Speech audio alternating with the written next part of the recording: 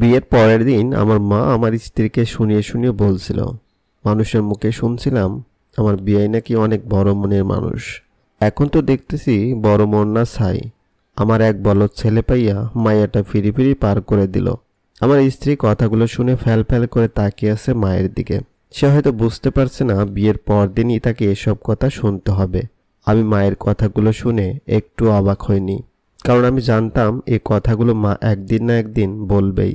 তবে বিয়ের পরের দিনই যে বলবে এটা বুঝতে পারি নাই। আমার স্ত্রীর চোখে চোখ পড়তেই আমি চোখ নামিয়ে নিলাম, কারণ তার চোখের দিকে আজ আমি তাকিয়ে থাকতে পারবো না। দেখলাম তার চোখ দুটো জলে ছলছল করছে। সে চোখের ভাষায় বোঝাতে চায়, এ আমি কোথায় আসলাম আবির? আমি আবির ভালোবেসে বিয়ে করেছি রূপাকে। রূপা আমার ফ্যামিলির মানুষ সম্পর্কে তার মোটামুটি ভালো ধারণা আছে। রূপার বাবা আমাকে অনেক কিছু দিতে চেয়েছিল, কিন্তু আমি নিতে অস্বীকার করেছি, কারণ আমাদের পরিবার আর্থিকভাবে সচ্ছল। শুধু শুধু কেন অন্যের টাকা পয়সা নিতে যাব? তাছাড়া আমি যৌতুক ঘর বিরোধী। আমার মা চেয়েছিল আমার ছোট ফুপির একমাত্র মেয়ের সাথীর সাথে বিয়ে দিয়ে সব সম্পত্তি দখল করতে।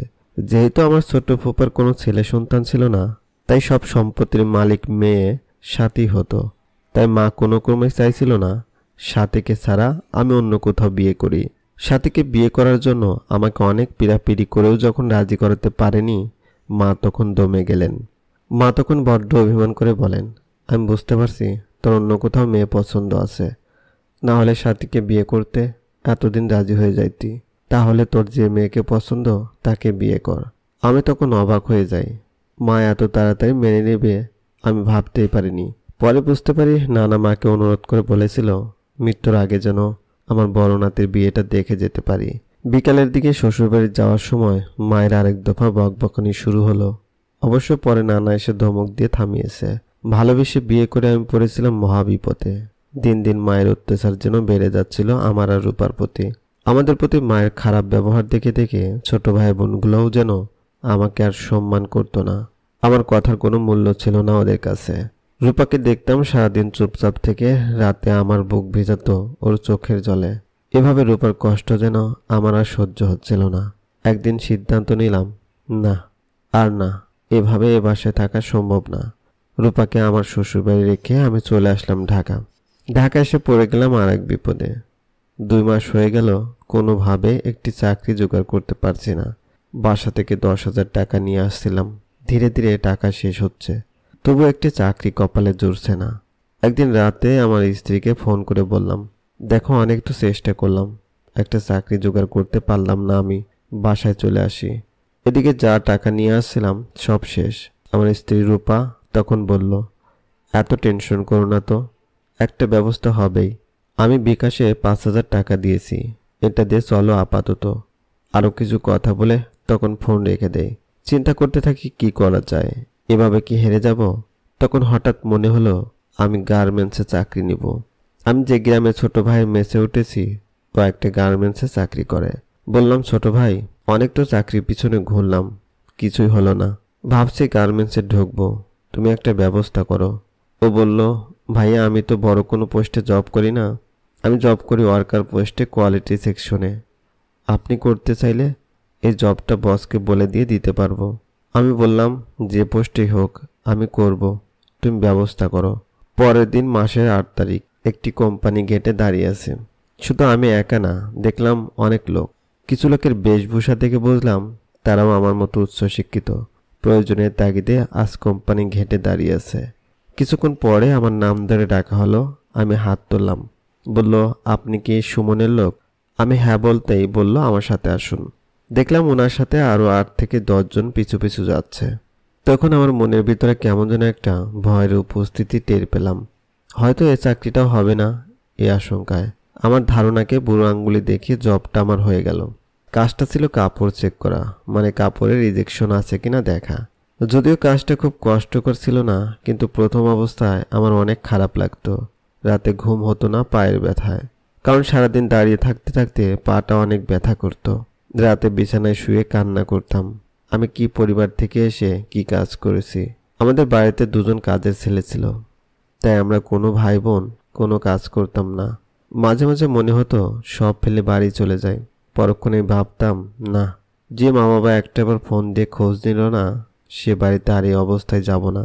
আমার স্ত্রীকে ফোন করে বললে সে বলতো বাড়িতে চলে আসো, এত কষ্ট করে থাকার দরকার নেই। বলতো আমি ও বাসার সবার দেওয়া কষ্ট সহ্য করতে পারবো। সে কান্না করে বলতো প্লিজ তুমি চলে আসো, তোমার কষ্টের কথা শুনে আমার আর ভালো লাগে না। হঠাৎ একদিন রাতে ডিউটি থেকে ফিরে মোবাইল চেক করে দেখি ছোট ভাই রতনের 10টা মিসড কল। মোবাইল হাতে নিয়ে ভাবছি মা মনে হয় তার ভুল বুঝতে পারছে, আমাকে বাড়ি ফিরে যেতে বলবে। মনটা তখন খুশিতে নেচে উঠল। যাক, অবশেষে মা যে তার ভুল বুঝতে পারছে এতে আমি অনেক খুশি। হাজার হোক, আমি হলাম পরিবারের বড় ছেলে। আমি দূরে আছি, বাবা মা কখনোই থাকতে পারবে না আমাকে ছাড়া। কিন্তু না, সে খুশি আমার বেশিক্ষণ স্থায়ী হলো না। মা ফোনটা রিসিভ করে বলল মানুষের মুখে শুনলাম তোর নাকি চাকরি হয়েছে। এই কথাটাও মানুষের মুখে শুনতে হলো। আমি কোনোদিন ভাবি নাই আমার ছেলেটা বউয়ের গোলাম হয়ে যাবে।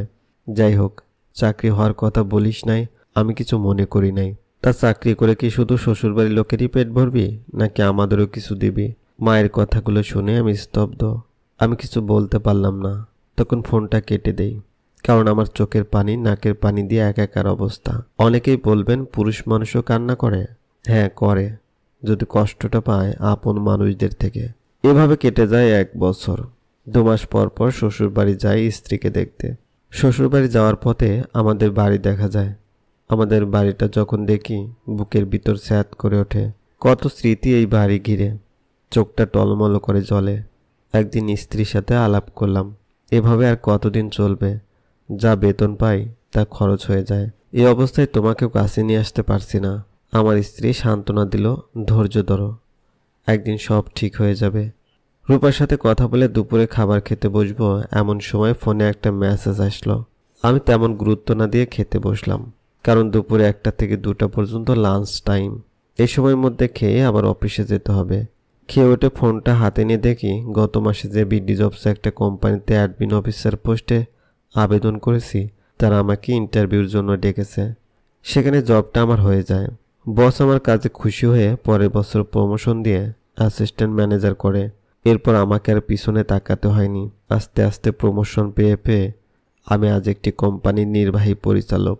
সুখ যেন আমাকে হাতছানি দিয়ে ডেকেছে এতদিন। মাঝে আমার যমজ 2টি কন্যা সন্তানও হয়। ওদের বয়স এখন 5 বছর। এর মাঝে আমার ছোট ভাইও বিয়ে করে আলাদা থাকে। ছোট ভাই মাকে বলছে আমি বড় ভাইয়ের মতো এত সহজ সরল না, তুমি আমাকে যা বোঝাবে বুঝবো না।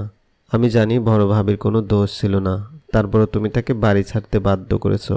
এর মধ্যে আমার ছোট বোনকেও তার শ্বশুর বাড়ি থেকে যৌতুকের জন্য ডিভোর্স দিয়েছে। এসব কথা আমার চাচাতো ভাই বিলাল বলেছে। আমাকে অত্যাচার করে বাড়ি ছাড়তে বাধ্য করেছে বলে আমাকে নাকি এজন্য ফোন করতেও লজ্জা পায়। বাবা মার কষ্টের কথাগুলো শুনে আমি নীরব থাকতে পারলাম না। রূপাকে সাথে নিয়ে বাবা মাকে দেখতে গ্রামে চলে আসলাম। বাড়িতে ঢুকতে ঢুকতে শুনতে পেলাম মা বলছে এ আমার পাপের ফল। অন্যের মেয়ের সাথে আমি যেমন করেছি আমার মেয়ের সাথেও তাই ঘটেছে। ছোট বোনটা বারান্দায় মাথা নিচু করে কি যেন ভাবছে। হয়তো ভাবছে ভাই ভাবির সাথে কত রূঢ় ব্যবহার করেছি আমি। এটাই বোধহয় পাপের প্রায়শ্চিত্ত আমার জন্য। পাশ ফিরে তাকিয়ে মা আমাদের দিকে হাওমাও করে কেঁদে দেয়। আমাকে কোনোদিন ক্ষমা করিস না বাবা।